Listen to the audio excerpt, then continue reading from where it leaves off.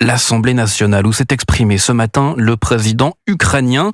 Volodymyr Zelensky est toujours à Paris. Il est reçu en ce moment par Emmanuel Macron à l'Élysée.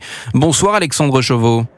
Bonsoir Jacques, bonsoir à tous. En direct du Palais pour Europe 1, entretien en tête-à-tête entre les deux hommes. Et maintenant, c'est une conférence de presse qui s'apprête à débuter.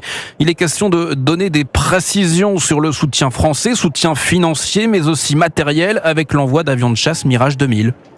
Oui, c'est la principale interrogation. Combien d'avions seront livrés et dans quel délai ?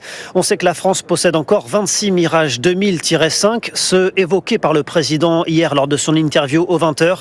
Ce sont les plus vieux avions de chasse dont dispose l'armée de l'air, mais ils sont encore très utilisés pour des missions de surveillance ou de dissuasion, notamment à Djibouti ou en Europe de l'Est. Emmanuel Macron devrait également revenir sur la coalition évoquée hier, coalition de plusieurs pays européens autour notamment de la formation des militaires ukrainiens.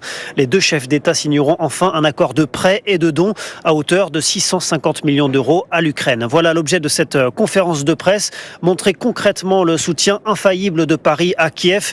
Le message est aussi adressé à Moscou, évidemment, un message d'unité et d'amitié. On l'a encore vu tout à l'heure à l'arrivée du président ukrainien dans la cour de l'Élysée avec sa femme, accueillie par de franches accolades du couple Macron. Les deux couples dîneront d'ailleurs ensemble ce soir, juste après la conférence de presse qui devrait commencer dans quelques minutes maintenant. Alexandre Chauveau du service politique d'Europe 1 en direct de l'Élysée.